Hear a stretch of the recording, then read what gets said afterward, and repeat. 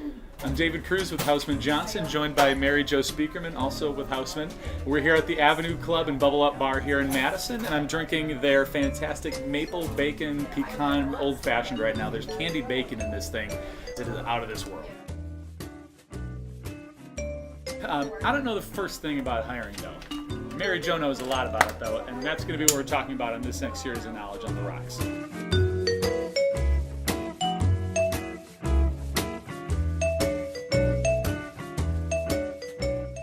Mary Jo, when we were preparing for this, you and I were talking a little bit about the concept of ghosting and what that means in the context of hiring and attracting new talent. Tell me more about that. Well, ghosting is a term that we hear more about these days, and it's a situation where an applicant disappears at some point in time in the hiring process. It could be at the beginning where they're submitting a resume or application, all the way through to not showing up for interviews or being offered a job and not showing up on the first day. Okay, so that seems to be a little counterintuitive. What would, if you're going through this process, you're looking for a job, you're looking for employment, what would make somebody disengage with that process if it could potentially lead to an offer?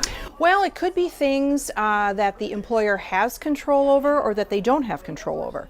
The employer doesn't have control over how many other job offerings the employee or the potential employee might be entertaining at any one time.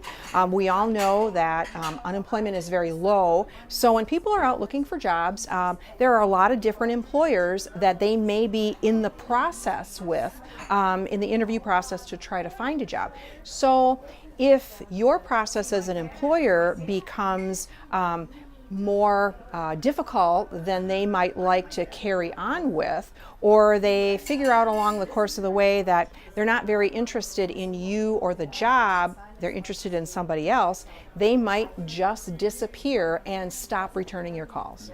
So no employer wants to find themselves in that position because we're looking for the best talent there, and if you just have people leaving left and right, that's counterproductive. What are some concrete steps that hiring managers and human resources professionals and really any employer can take to make sure that they keep a prospect engaged throughout that entire hiring process? Well, it would be great if they would test drive their own process and just see, as a sample applicant, how difficult is it to fill out the application? Is it something that can be done online or a smartphone? Or do you require people to print it out and fill it out in paper and bring it to your office? How quickly do you get back to the applicants?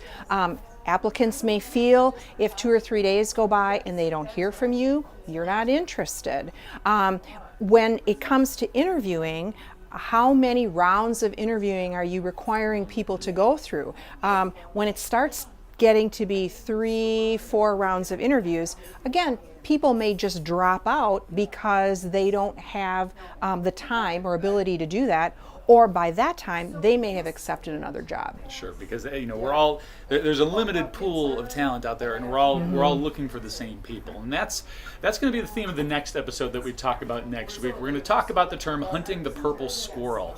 It intrigues me, so I hope it does the same for you, and that's what's going to be the focus of our next episode here. So to make sure that you see that, make sure to like us on Facebook, follow us on LinkedIn, and subscribe to our YouTube channel. Mary Jo, thank you for this, and we'll keep talking here. Cheers. Cheers.